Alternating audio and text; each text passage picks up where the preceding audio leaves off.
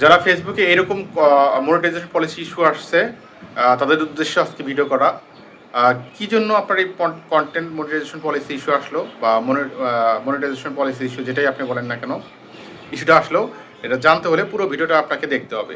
তার আগে আমরা জেনে নিই এই মনিটাইজেশন পলিসি ইস্যুটা কি। মনিটাইজেশন পলিসি ইস্যু আসলে কিন্তু আপনি ফেসবুক পেজ থেকে কখনোই মনিটাইজেশন পাবেন না। আপনার যদি স্টার মনিটাইজেশন থাকে ওই পর্যন্তই, আপনি আদার্স কোনো মনিটাইজেশন পলিসি টুলস কিন্তু কখনোই পাবেন না। তো এটা আপনাকে রিমুভ করতে হবে। তার আগে জানতে হবে যে এটা কেন আসলো।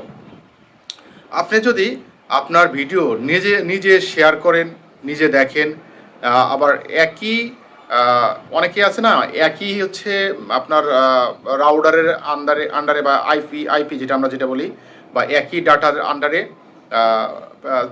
বিভিন্ন আইডি দিয়ে তারা নিজেদের ভিডিওগুলো শেয়ার করে। এটা কিন্তু ফেসবুক বুঝতে পারে যে আপনি একই ডাটা, একই আইপি বা একই রাউডার ওয়াইফাই ইউজ করে আপনি কিন্তু ভিডিওগুলো শেয়ার করতেছেন। তার মানে ফেসবুকের রোবট আপনাকে এটা অবশ্যই ধরে ফেলবে যে আপনি নিজে নিজে এই ভিডিওগুলো প্রমোট করতেছেন।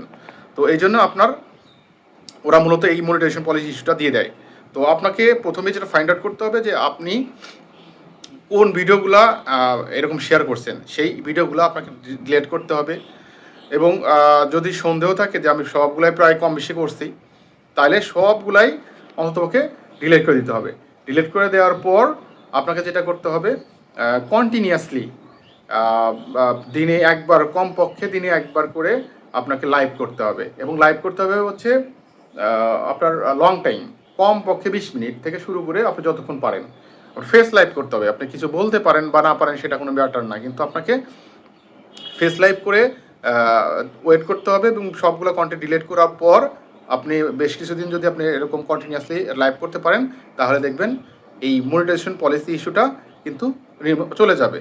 আর যদি আপনারা অত্যাধিক পরিমাণে এগুলা করে থাকেন, তাহলে কিন্তু আপনার ফেসটা এমন হইতে পারে যে আপনি কখনোই মনিটাইজেশন পাবেন না।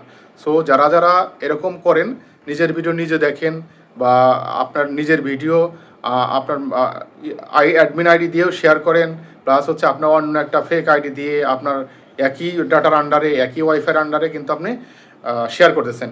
আপনি মনে করতেছেন ফেসবুক বুঝতে পারবে না। ভাই, এটা আসলে এটা বোকামি। ফেসবুক অ্যালগরিদম কিন্তু খুবই হার্ডলি অ্যালগরিদম, এগুলো কিন্তু বুঝতে পারবে। একই আইডিতে বারবার দিচ্ছেন, একই গ্রুপে বারবার আপনার কন্টেন্ট দিচ্ছেন, তার মানে কি আপনি এটা স্প্যাম করতেছেন। তো এটা ফেসবুক কখনো ভালোভাবে নেবে না, আপনি কিন্তু কখনোই মনিটাইজেশন পাবেন না। সো এগুলো যারা করেন অবশ্যই সাবধান হয়ে যাবেন। এবং আপনার ভিডিওর কোয়ালিটি যদি ভালো হয়, ইউনিক কন্টেন্ট হয়, আপনার শেয়ার এমনি পড়বে, আপনার ভিউজ এমনি আসবে, ফলোয়ারও আসবে। সো এটা নিয়ে হতাশ হওয়ার কিছু নাই।